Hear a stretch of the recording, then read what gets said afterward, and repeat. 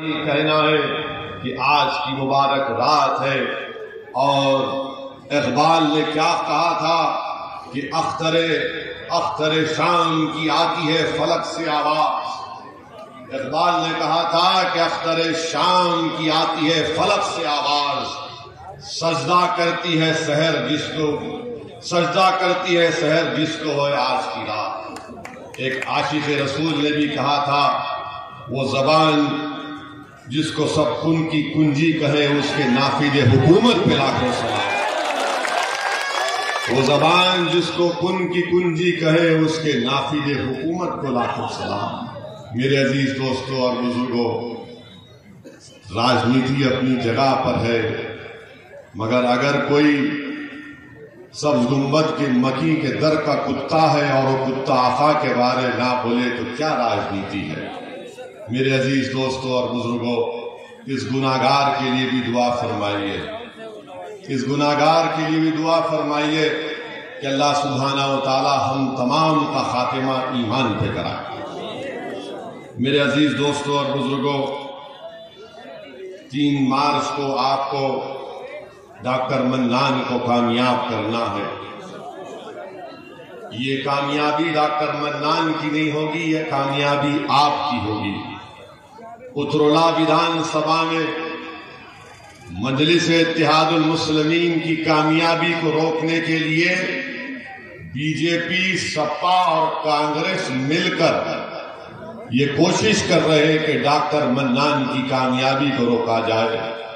मगर मुझे यकीन है कि जो जमीन व आसमान का खालिक मन्नान है, वो अब्दुल मन्नान को जरूर कामयाब करेगा अपने नबी के सत्ते में इंशाअल्लाह।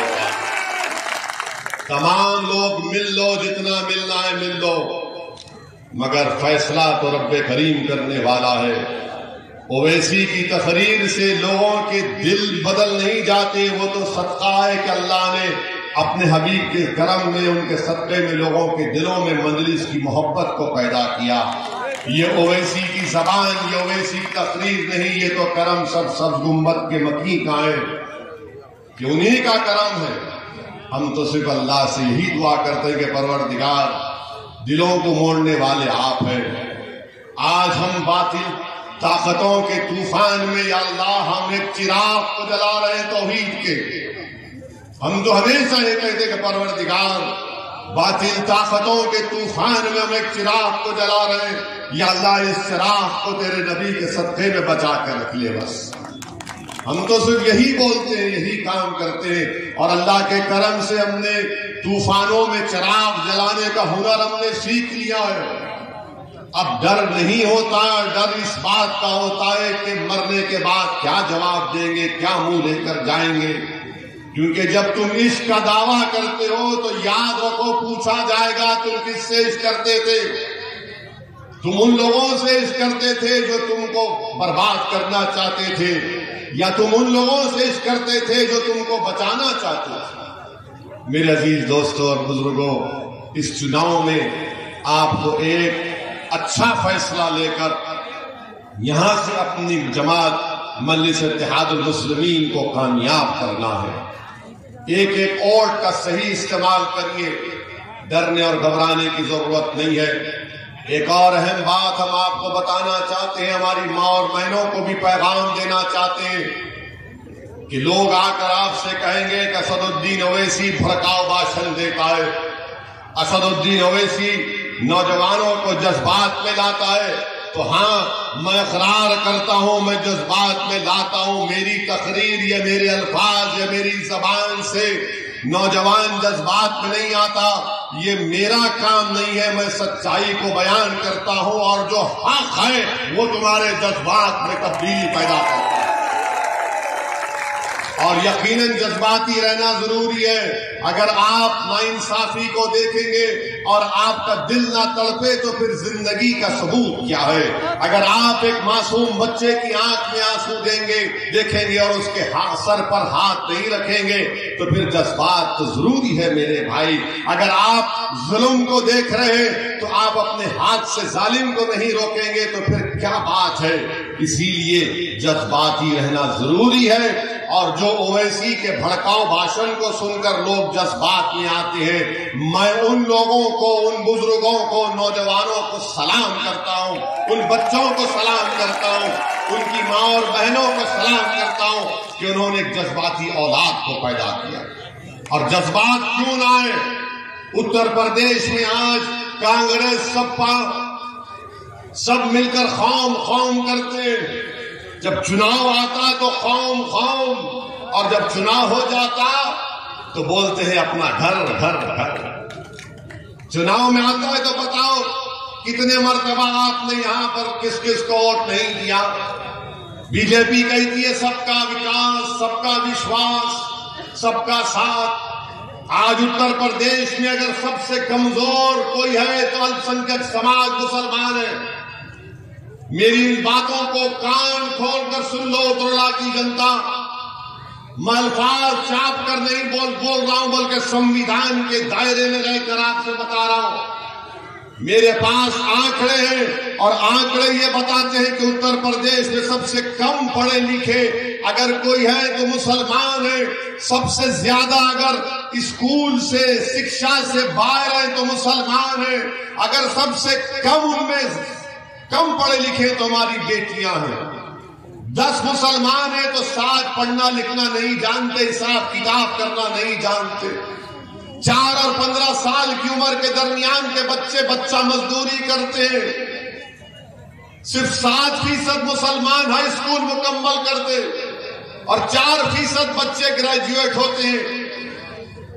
कितने मुसलमानों के पास 2 एकड़ जमीन है उत्तर प्रदेश में? बताओ, कांग्रेस के, सपा के, बीजेपी के लोगों बताओ। तुम तो बात करते ना कि सबको साथ लेंगे, सब समाज को साथ लेंगे।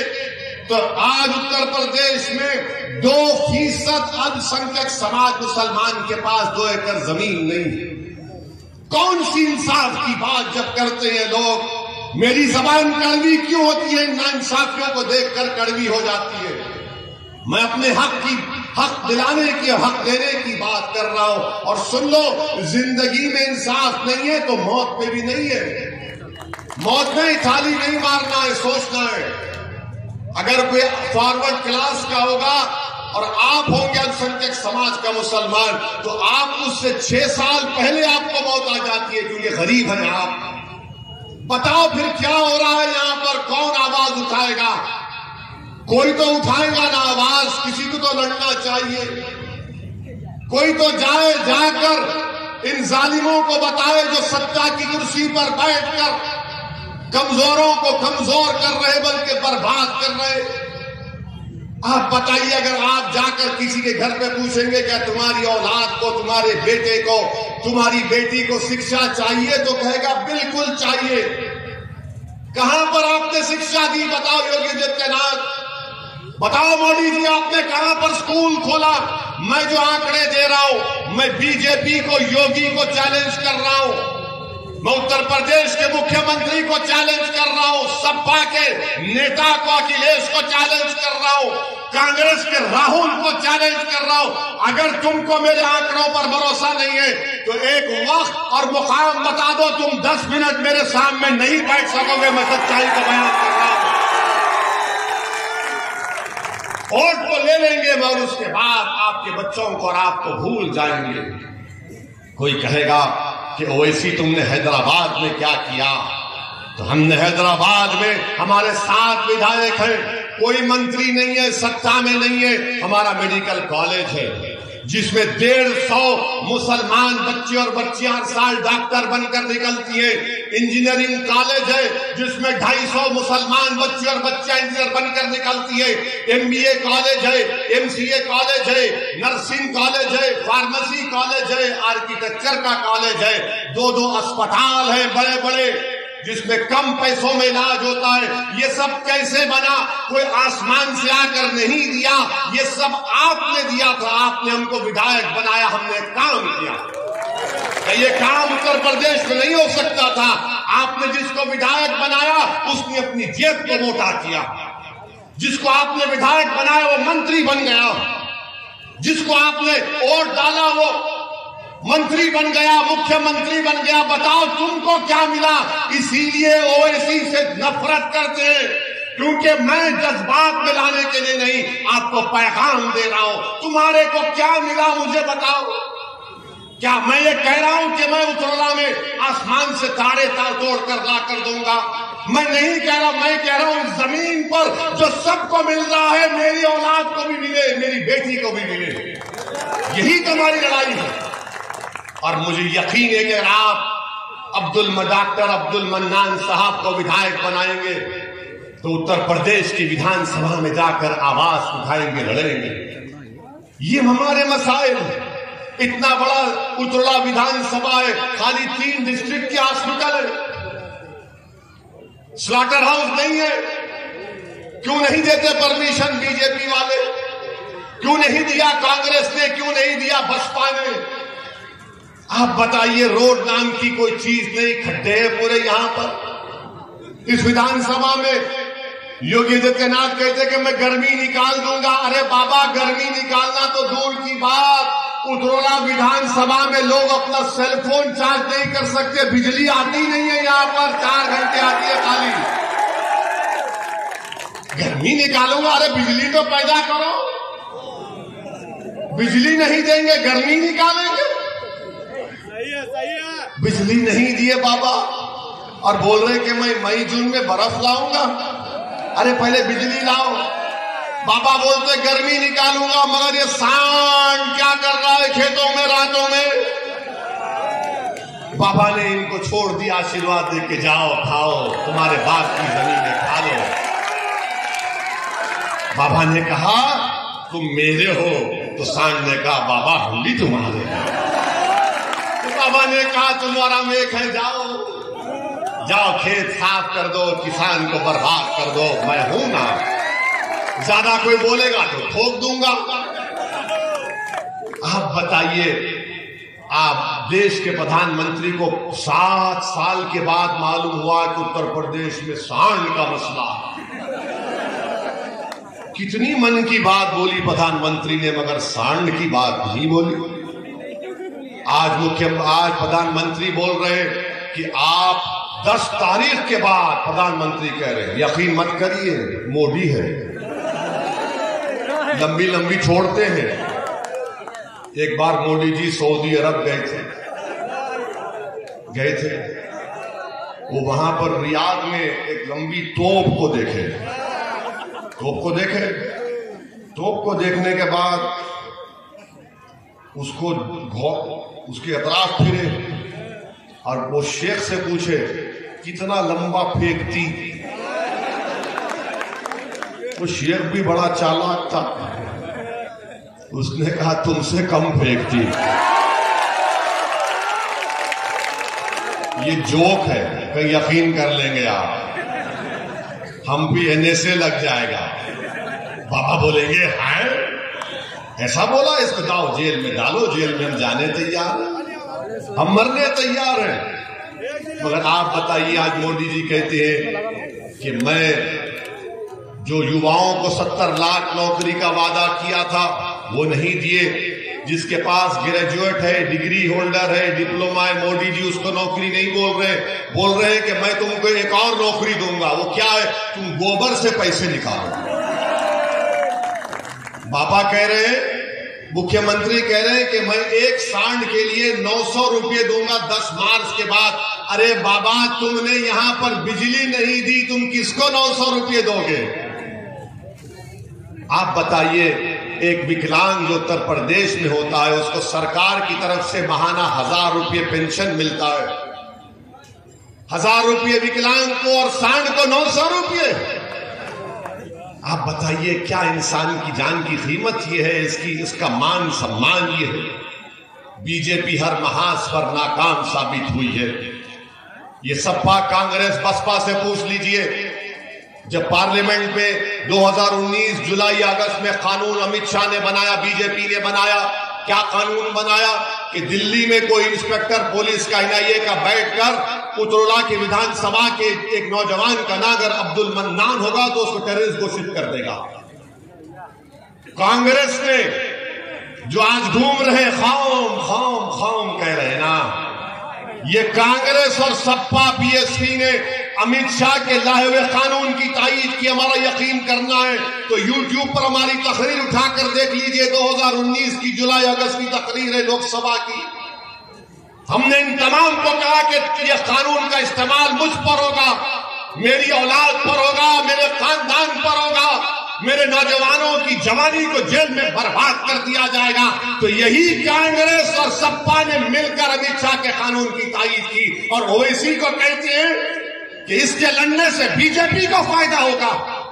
अरे तुमको शर्म नहीं आती, इतना झूठ बोलते हो। तुम हमारी बर्बादी के कानून में बीजेपी अमित शाह का साथ देते हो और यहां पर गांधी परिवार की लड़की आकर वोट की बात करती है।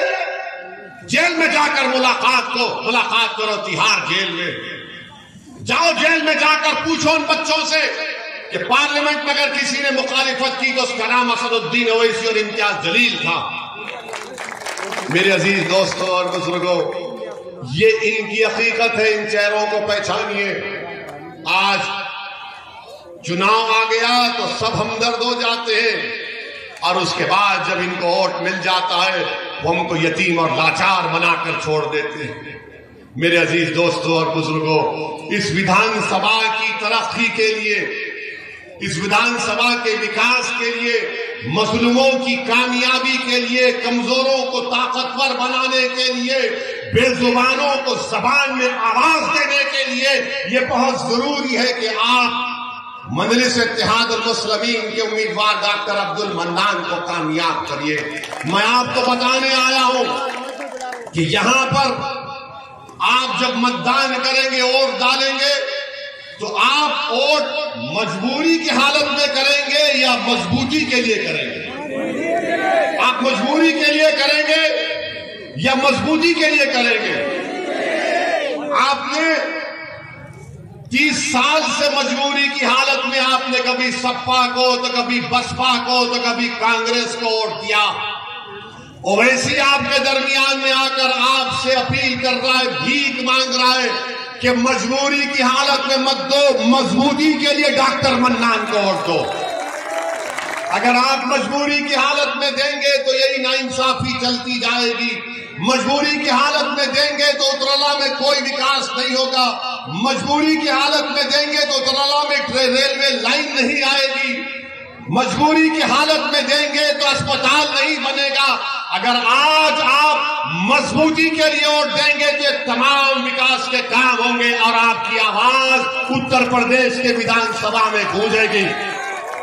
और हम आपको बता रहे कि अगर भाग्यशाली परिवर्तन मोर्चा को अल्लाह ने आपकी दुआओं और वोटों से इख्तिदार और सत्ता दी तो 3 डिप्टी सीएम बनाए जाएंगे। अल्पसंख्यक समाज का मुसलमान, एक निषाद समाज की पिछड़ा समाज से। अगर ऐसा होता है तो उतरला की जनता को ये वादा करके जा रहे हैं कि doctor Abdul mannan deputy CM बनेगा इंशाअल्लाह ताला। इनको विधायक बनाइए, डिप्टी सीएम बनेगा। डॉक्टर मन्नान जब उत्तर प्रदेश की विधानसभा में जाएंगे तो गूंगे बनकर नहीं बैठेंगे, बहरे बनकर नहीं बैठेंगे। डॉक्टर मन्नान उतरला की जनता के इंसाफ के लिए लड़ेगा, पुकारेगा। उत्तर प्रदेश की विधानसभा के दरो दीवार को उतरला के इंसाफ के नारे से हिलाकर रख देगा। इस बात का मैं आपसे वादा कर रहा हूं। मेरे अजीज दोस्तों और बुजुर्गों, अपने हिम्मत और हौसले को बुलंद रखिए। डरने और घबराने की जरूरत नहीं है। एक हो जाइए, एक हो जाइए। ये तारीखी वक्त है आपके लिए। अगर हमारी माँ और बहनें एक हो जाएंगी। अच्छा पूछिए ये कांग्रेस सपा बसपा से, जब आएंगे आपसे वोट की भीख मांगने तो बोलना हिजाब और निकाब के बारे में तुम्हारी राय क्या है? पूछो उनसे हिजाब और निकाब के बारे में राय क्या है? कुछ नहीं बोलेंगे। अगर हिजाब और निकाब के बारे में अगर किसी ने बोला तो उसका नाम अल्हम्दुलिल्लाह असदुद्दीन ओवैसी और मजलिस इत्तेहादुल मुस्लिमीन था। हमने उस बच्ची से बात की जिस बच्ची को बलवाइयों ने घेर लिया था। हमने कहा कि हम बराबर सर पे टोपी पहनेंगे, चेहरे पे दाढ़ी रखेंगे। हमारी माँ और बहनें अगर चाहती हैं तो हिजाब भी पहनेगी, निकाब भी पहनेगी। और भारत में हम, ये हमारा वतन है। सुबह कयामत तक जब तक हम यहाँ रहेंगे, जब तक दुनिया कायम रहेगी, हम अपनी शनाख्त को बरकरार रखेंगे। शनाख्त पर कोई कॉम्प्रोमाइज नहीं होगा। हम किसी के बोलने से अपने आप को नहीं बदलते, हम किसी के बोलने से शर्मिंदा नहीं होते। अरे हम तो कमली वालों के गुलामों के गुलाम हैं। हमको बता दिया गया क्या करना है, हम करेंगे। और भारत का संविधान हमको इस बात की इजाजत देता है कि हम क्या खाएं, क्या पहने। वो ना मोदी को बोलने की जरूरत है, ना योगी को बोलने की जरूरत है, ना कांग्रेस को, ना अखिलेश को, किसी को बोलने की जरूरत नहीं है। तुम्हारा काम शिक्षा देना, तुम्हारा काम अस्पताल बनाना, तुम्हारा काम रोड बनाना, तुम्हारा काम स्लॉटर हाउस की इजाजत देना, तुम्हारा काम सांड से बचाना। तुम वो कुछ नहीं किया, बर्बाद कर दिया हमको। हमारे बच्चों को शिक्षा नहीं मिली, अब मेरी गाड़ी और मेरे हिजाब के पीछे पड़ गए। तुम जो चाहे कर लो, हम अपनी मर्जी के मुताबिक जिंदगी गुजारेंगे। तुम हमको जिंदगी का सलीका मत सिखाओ। दुनिया हैवान थी तो हमने उनको इंसान बनाया, मेरी तारीख है। मेरे अजीज दोस्तों और बुजुर्गों, मेरी आपसे ही गुजारिश है कि आप 3 मार्च के दिन डॉक्टर अब्दुल मन्नान को कामयाब करिए। और आप जानते हैं कि हम क्यों कह रहे हैं। यहां पर इस विधानसभा में हजरत शहीद मिल्लत शाह अब्दुल कुद्दूस रहमतुल्लाह अलैह की 119 साला दरगाह थी। इसको हुकूमत ने उसका दरवाजा बंद कर दिया गया था, तो क्या कांग्रेस आई थी दरवाजा खुलाने के लिए? हजरत के आस्थाने का रास्ता बंद हुआ तो यही अब्दुल मन्नान दौड़कर पहुंच गया, यही अब्दुल मन्नान दौड़कर पहुंच गया। ये तो अल्लाह के वली का आस्थाना है। हमको बताया कि आपका शिजरा पीराने पीर शेख अब्दुल कादिर जिलानी रहमतुल्लाह अलैह से मिलता है, शहंशाह बगदाद से मिलता है। मेरे अजीज दोस्तों और बुजुर्गों, आखिरी बात याद रखो हमारी इस बात को, जिस समाज का नेता होगा उसी की आवाज को सुना जाएगा।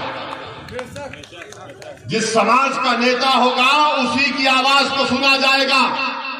तुम्हारा नेता नहीं है, तुम्हारे बच्चों के आंखों के जो आंसू बह रहे वो बहते रहेंगे। तुम्हारा नेता नहीं होगा तो तुम्हारा इनकाउंटर होता रहेगा। तुम्हारा नेता नहीं होगा तो तुम्हारे विधानसभा में स्कूल नहीं खुलेगा। तुम्हारा नेता नहीं होगा तो उत्तरला में विकास का काम नहीं होगा। तुम्हारा नेता नहीं होगा तो स्लॉटर हाउस नहीं खोला जाएगा। तुम्हारा नेता नहीं होगा तो तुम्हारा मान सम्मान नहीं किया जाएगा। ये वतन अजीज भारत की और उत्तर प्रदेश की हकीकत है। कोई कहेगा ओवैसी गलत कह रहा है, तो एक मिसाल देकर आपको और मजीद समझा देता हूं कि एक मंत्री का बेटा अपनी गाड़ी से 4 किसानों को मारो, जान ले ली, 4 मर गए। उसको इतनी जल्दी बेल कैसे हो गई? उसके बाप को मंत्रिमंडल से मोदी ने नहीं हटाया। क्यों नहीं हटाया? क्योंकि उस समाज का वोट चाहिए। अगर गाड़ी चलाने वाले का नाम टेनी नहीं होता, ओवैसी होता, तो अब तक एनकाउंटर कर दिया जाता, घर पे बुलडोजर कर दिया जाता। योगी और मोदी के पास उस समाज की अहमियत है। और आपका मामला क्या है? ये डराओ इनको, ये डराओ इनको, ये डराओ इनको। और हम सिर्फ वोट डालने वाले बन गए। अरे वो डर गए। अरे मेरे भाई, अब डरने की जरूरत नहीं है। हमने बचपन में सुना था कि अम्मा बोलती थी सो जाओ वरना गांव में शेर आ जाएगा। अब गांव में एक शेर आया आपके सामने। ये शेर तो अली है, शेर तो अली है। और अली के आल का सदका है कि ये खड़ा आपके सामने। अब डरने की जरूरत नहीं है। अब आपके पास विकल्प है, अब आपके पास एक ताकत है। और हम आपसे वादा कर रहे हैं कि डॉक्टर साहब ने जो कहा हम नहीं मानते, अरे अल्लाह हमको यहां पर 5वीं मर्तबा आने का मौका मिला। आप यकीन कर लीजिए जब तक अल्लाह जिंदा रखेगा ओवैसी तुरला की जनता को पास आता रहेगा। बल्कि मैं तो आपके घर में आकर इंशाअल्लाह खाना खाऊंगा, कोई खिलाएगा हमको, मोटा हो जाऊंगा, इतना नहीं। हम आएंगे भाई, अगर मैं तुम्हारे घर पर आकर भीख नहीं मांगूंगा तो किससे मांगूंगा बोलो? मैं किसके पास जाऊंगा बोलो? मैं किसके पास जाऊंगा मेरे दोस्तों? अब आप ही को क्षमा जलाना है। हम तो अपनी जबान से हर चीज हम निछावर करने तैयार है, अल्लाह जानता हमारी नीयत को। हमारी गाड़ी पर गोलियां चलाई गई, लोगों ने कहा मत जाओ तुम्हारी जान को खतरा है। हमने कहा हमको सिक्योरिटी नहीं चाहिए, अगर मरना लिखा हुआ है तो मरेंगे, मगर जब तक जिंदा रहेंगे मर्द की तरह रहेंगे, बुज़दिली के मजाहरे नहीं करेंगे। अगर मेरे मुझ पर गोलियां चलाने वाले ये समझ रहे हैं कि ओवैसी गरीब मजलूम पिछड़ों की बात करता है, उसकी जबान को बंद कर दिया जाएगा, तुम अपनी गोलियों से मेरी जबान को बंद कर सकोगे, मगर मैं जो पैगाम दे चुका हूं अल्लाह के करम से, वो पैगाम आपको आगे लेकर जाऊंगा। और मैंने आपसे कह रहा था कि जिस समाज का नेता होगा उसकी आवाज को सुना जाएगा। सुनो मेरे दोस्त, तुमको शेर बनना है, तुमको शेर बनना है। जब कांग्रेस बसपा सपा बीजेपी वाले आएंगे तो बहादुरी के मजाहरे करो, अपनी मां को शर्मिंदा मत करो। हशर के मैदान में तुम्हारी मां तुम पर फख्र करेगी कि हाँ, बातिल ताकतों के तूफानों में मेरे बेटे ने बहादुरी का रोल अदा किया था, 3 मार्च के दिन। जिसका नेता होगा, हमने कहा था ना, ये गांव नवाब मलिक साहब का भी गांव है। हमको बताया गया, डॉक्टर साहब ने कहा, हमको डॉक्टर अब्दुल मन्नान साहब ने कहा कि धुसावा गांव इताए रामपुर में नवाब मलिक का गांव है। हमारी बात को गौर से सुनो। नवाब मलिक साहब राष्ट्रवादी कांग्रेस में मंत्री हैं, है ना? उन्हीं के पार्टी का डिप्टी सीएम है। उसके ऊपर करोड़ रुपए का इल्जाम है सिंचाई के स्कैम का, करोड़ रुपए का। और नवाब मलिक पे क्या इल्जाम है? 1999 में वो कोई जमीन खरीदे, जो कानून नवाब मलिक पे इस्तेमाल हुआ वो कानून 2003 में बना। अगर बेटा औलाद पैदा नहीं हुई तो उसका नाम रखाई पैदाइश के बाद रखते हैं ना। तो ये कानून की पैदाइश 2003 में हुई। नवाब मलिक ने बेटा पैदा कर दिया 99 में, तो मोदी क्या कर रहा है कि नहीं 2003 में, 99 में नाम रखा ही नहीं होगी, 2003 के कानून के तहत नाम रखा ही नहीं। और देखो आप, मोदी भी एक ही है, राष्ट्रवादी कांग्रेस के नेता भी एक ही है। वहां पर नेता का भतीजे पर इल्जाम था, अगर भतीजा गिरफ्तार हो जाता तो राष्ट्रवादी कांग्रेस महाराष्ट्र को रोक देती, मगर क्योंकि गिरफ्तार होने वाले का नाम नवाब मलिक था, इसलिए सब गूंगे बनकर बैठे, सब गूंगे बनकर बैठे। क्या नवाब मलिक पर जो इल्जाम लगा गलत है, झूठ है? और एक मिसाल देता हूं, आजम खान मंत्री थे, अखिलेश मुख्यमंत्री थे ना। मंत्री पर इल्जाम कि उन्होंने अपने मंत्रालय में किसी का गलत नौकरी पे रखा किसी को। आजम जेल में और मुख्यमंत्री हेलीकॉप्टर में फिर रहा है कि तुझ पर मेरी जवानी कुर्बान के नारे सुनते हुए। अगर मंत्री जेल में है तो मुख्यमंत्री जेल में क्यों नहीं है? क्यों नहीं है, सोचो आप। मैं भड़काने के लिए नहीं कह रहा हूं, सच्चाई बयान कर रहा हूं। अल्लाह मेरी जबान में इतनी तासीर दे कि मेरी आवाज आजम खान को जेल में सुनाई दे और नवाब मलिक को बंबई में जेल में सुनाई दे। हम दूसरी पार्टी के अलग अलग पार्टी में है, मगर मैं नाम के नाम पर और नाइंसाफी के नाम पर अपनी जबान को नहीं रोक पाऊंगा। मुखालिफत करूंगा राष्ट्रवादी की और समाजवादी की, मगर जब सच्चाई की बात आएगी, सच्चाई यही है। मेरे अजीज दोस्तों और बुजुर्गों, मैं साथ ही साथ आपसे ये भी अपील करूंगा कि आज की रात आप नवाब मलिक के साथ अनवर हाशमी और आजम खान के लिए दुआ करिए कि अल्लाह अनवर हाशमी साहब को सेहत दे। और मेरे अजीज दोस्तों और बुजुर्गों, ये हिस्सेदारी की लड़ाई है, ये बराबरी की लड़ाई है और इसमें आप हमारा साथ दीजिए। ये उत्तराला की जनता की विकास की लड़ाई, हमारा साथ दीजिए, सरपरस्ती करिए। अगर किसी से भी कोई गलती हुई तो माफ कर दीजिए, माफ कर दीजिए मेरे भाई। आपकी आवाज उत्तर प्रदेश के विधानसभा में सुनाई देनी चाहिए। हाँ, हमारे जाने के बाद इबलीस की औलाद यहां पर आएगी, इबलीस की औलाद आएगी, आके बोलेगी ये ओवैसी तो बहुत भोल कर गया, मगर बीजेपी कांग्रेस, उनको एक ही जवाब देना, अब हम डरने वाले नहीं हैं।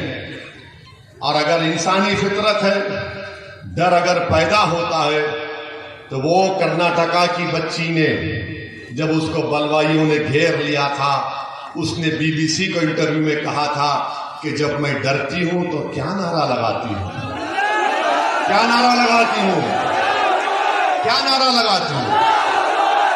अरे आवाज ही नहीं आ रही। अरे ये टन-टनाटन है, आप लोग झूम के बोलो, मस्त होकर बोलो, मजबूत होकर बोलो, एक होकर बोलो, पूरा उजाला बोले, पूरा यूपी बोले, पूरा देश बोले। अस्सलाम वालेकुम व रहमतुल्लाहि व बरकातहू। 3 मार्च को पतंग पर